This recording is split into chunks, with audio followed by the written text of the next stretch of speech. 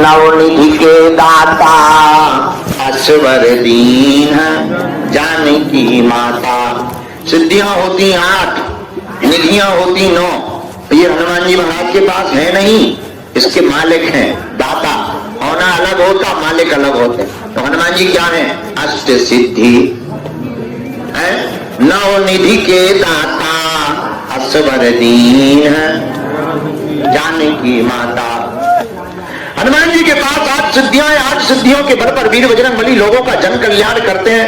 और केवल वीर बजरंगबली जन कल्याण नहीं करते, वीर बजरंगबली जहां पर विराजमान होते उनकी ये सिद्धियां भी लोगों का जन कल्याण करती हैं।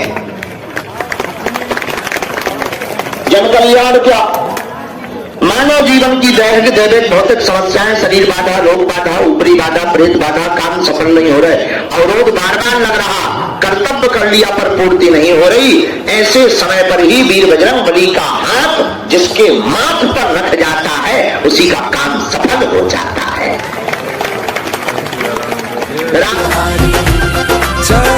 की धूल ले लूं मैं।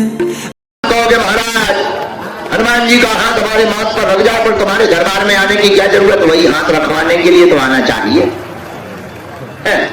भाई डायरेक्टली कहां से लगेगा? तो फिर देखो, अच्छा ऐसे समझो, हवा तो सब जगह है, पर टायर पंचर हो जाए, टायर पंचर हो जाए।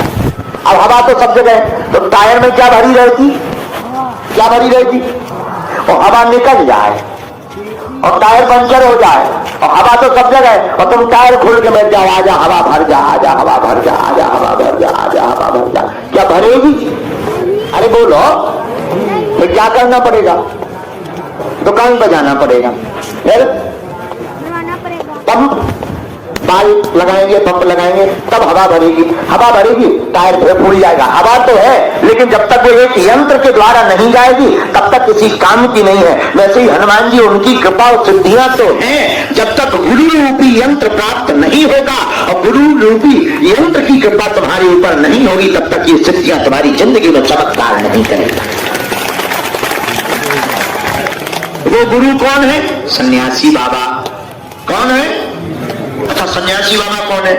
यहाँ के 322 साल पहले श्री पावन तीर्थ बागेश्वर धाम ग्राम छतरपुर मध्य प्रदेश के अंतर्गत यहाँ पर चंदेल कालीन राजाओं के धर्मगुरु, जिन्होंने अपने जीते जी 1.25 करोड़ हनुमान चालीसा का पाठ एक पैर पर खड़े होकर के किया।